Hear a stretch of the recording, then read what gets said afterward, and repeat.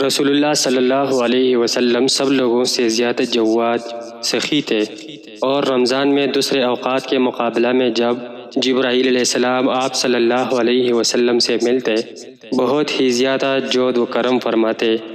جبرائیل علیہ السلام رمضان کی ہر رات میں آپ صلی اللہ علیہ وسلم سے ملاقات کرتے اور آپ صلی اللہ علیہ وسلم کے ساتھ قرآن کا دورہ کرتے۔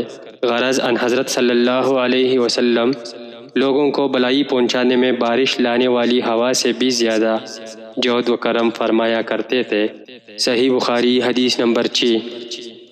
ہرقل شاہ روم نے ان کے پاس قریش کے قافلے میں ایک آدمی بلانے کو بھیجا، اور اس وقت یہ لوگ تجارت کے لیے ملک شام گئے ہوئے تھے، اور یہ وہ زمانہ تھا جب رسول اللہ صلی اللہ علیہ وسلم نے قریش اور ابو سفیان سے ایک وقتی عہد کیا ہوا تھا۔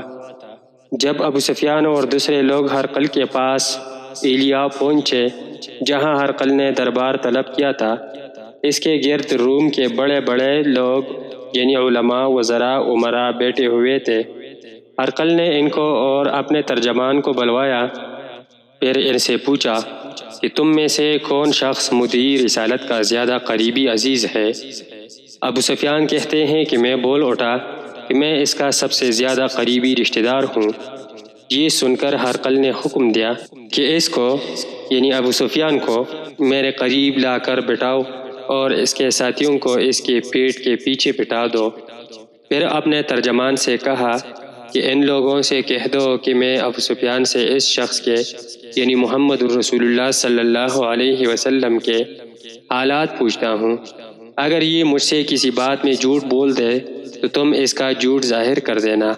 ابو سفیان کا قول ہے کہ خدا کی قسم اگر مجھے یہ غیرت نہ آتی کہ یہ لوگ مجھ کو جھٹلائیں گے تو میں آپ صلی اللہ علیہ وسلم کی نسبت ضرور غلط گوئی سے کام لیتا۔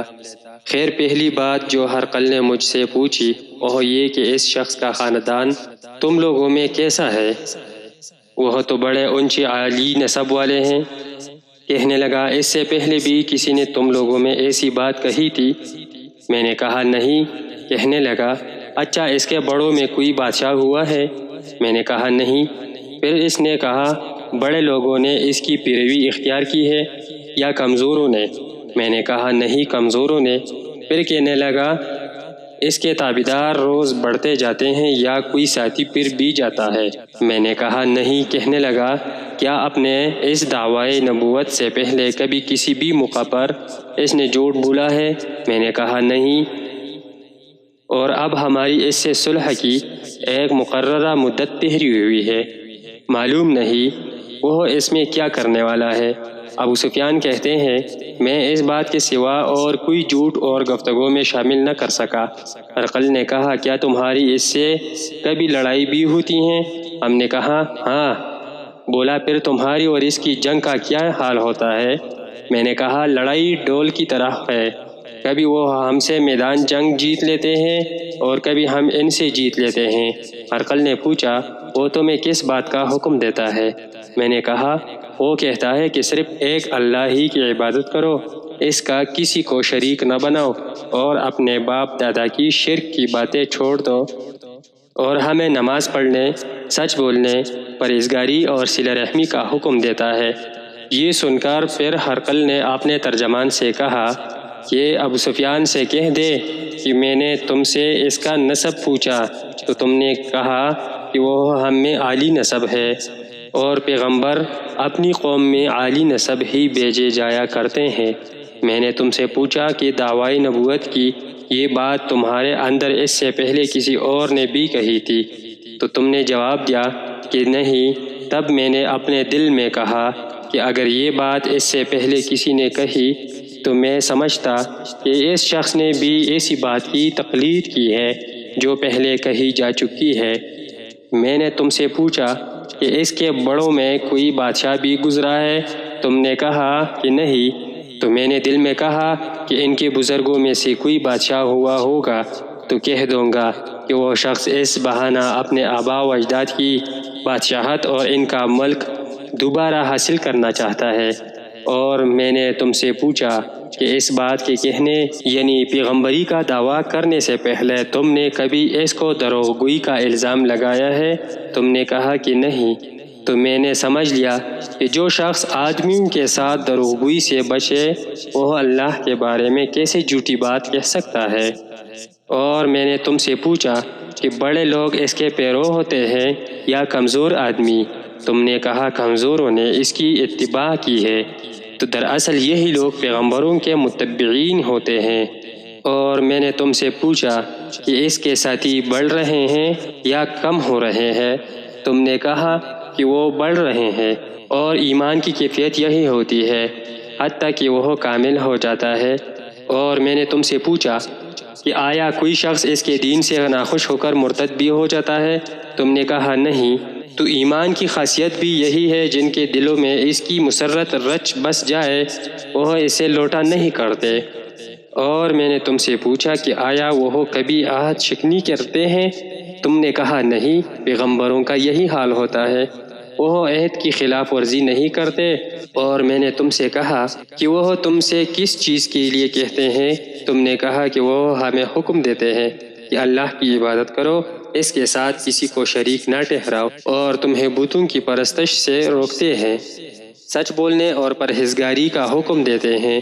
لہٰذا اگر یہ باتیں تم کہہ رہے ہو سچ ہے تو عنقریب وہ اس جگہ کا مالک ہو جائے گا کہ جہاں میرے یہ دونوں پاؤں ہیں۔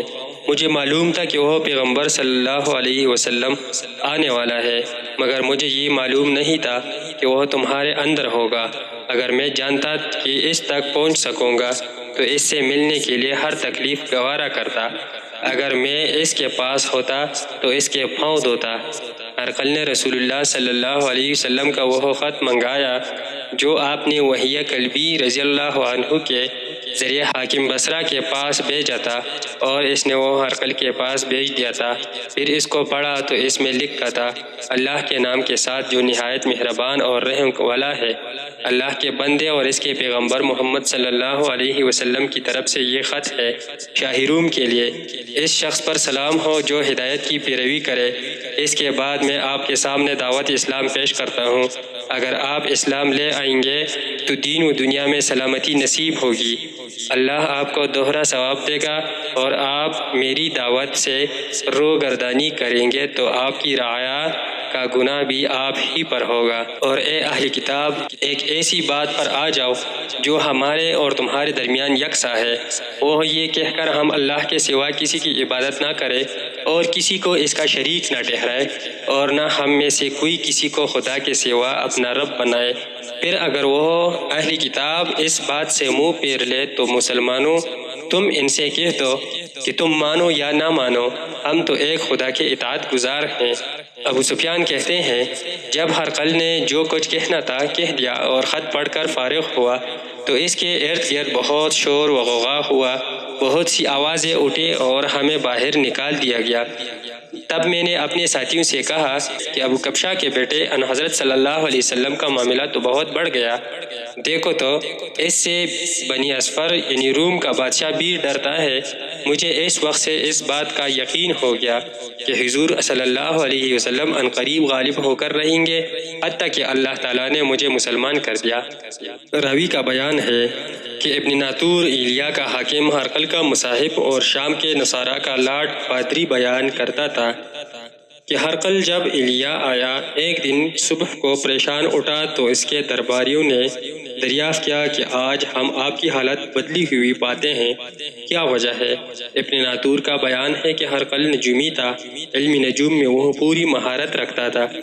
اس نے اپنے ہمنشینوں کو بتایا کہ میں نے آج رات ستاروں پر نظر ڈالی تو دیکھا کہ ختنہ کرنے والوں کا بادشاہ ہمارے ملک پر غالب آ گیا ہے۔ بھلا اس زمانے میں کون لوگ ختنہ کرتے ہیں؟ انہوں نے کہا کہ یہود کے سوا کوئی ختنہ نہیں کرتا، سو ان کی وجہ سے پریشان نہ ہو۔ سلطنت کے تمام شہروں میں یہ حکم لکھ بھیجے کہ وہاں جتنے یہودی ہوں سب قتل کر دیے جائے۔ وہ لوگ انہی باتوں میں مشغول تھے کہ ہرقل کے پاس ایک آدمی لایا گیا جیسے شاہ غسان نے بھیجا تھا۔ اس نے رسول اللہ صلی اللہ علیہ وسلم کے حالات بیان کیے۔ جب ہرقل نے سارے حالات سن لیے تو کہا کہ جا کر دیکھو وہ ختنہ کیے ہوئے ہیں یا نہیں۔ انہوں نے اسے دیکھا تو بتلایا کہ وہ ختنہ کیا ہوا ہے۔ ہرقل نے جب اس شخص سے عرب کے بارے میں پوچھا تو اس نے بتلایا کہ وہ ختنہ کرتے ہیں۔ تب ہرقل نے کہا کہ یہ محمد صلی اللہ علیہ وسلم اس امت کے بادشاہ ہیں جو پیدا ہو چکے ہیں۔ پھر اس نے اپنے ایک دوست کو رومیہ خط لکھا اور وہ بھی علم نجوم میں ہرقل کی طرح ماہر تھا۔ پھر وہاں سے ہرقل حمص چلا گیا۔ ابھی حمص سے نکلا نہیں تھا کہ اس کے دوست کا خط اس کے جواب میں آ گیا۔ اس کی رائے بھی حضور اکرم صلی اللہ علیہ وسلم کی ظہور کے بارے میں ہرقل کے موافق تھی کہ محمد صلی اللہ علیہ وسلم واقعی پیغمبر ہیں۔ اس کے بعد ہرقل نے روم کے بڑے آدمیوں کو اپنے حمص کے محل میں طلب کیا اور اس کے حکم سے محل کے دروازے بند کر لیے گئے۔ پھر وہ اپنے خاص محل سے باہر آیا اور کہا، اے روم والو، کیا ہدایت اور کامیابی میں کچھ حصہ تمہارے لیے بھی ہے؟ اگر تم اپنی سلطنت کی بقا چاہتے ہو تو پھر اس نبی صلی اللہ علیہ وسلم کی بیعت کر لو اور مسلمان ہو جاؤ۔ یہ سننا تھا کہ پھر وہ لوگ وحشی گدھوں کی طرح دروازوں کی طرف دوڑے مگر انہیں بن پایا۔ آخر جب ہرقل نے اس بات سے ان کی یہ نفرت دیکھی، ان کے ایمان لانے سے مایوس ہو گیا تو کہنے لگا کہ ان لوگوں کو میرے پاس لاؤ۔ جب وہ دوبارہ آئے تو اس نے کہا، میں نے جو بات کہی تھی اس نے تمہاری دینی پختگی کی آزمائش مقصود تھی، سو وہ میں نے دیکھ لی۔ تب یہ بات سن کر وہ سب کے سب اس کے سامنے سجدے میں گر پڑے اور اس سے خوش ہو گئے۔ بالآخر ہرقل کی آخری حالت یہ ہی رہی۔ ابو عبداللہ کہتے ہیں کہ اس حدیث کو صالح بن کیسان، یونس اور معمر نے بھی زہری سے روایت کیا ہے۔ صحیح بخاری حدیث نمبر 7۔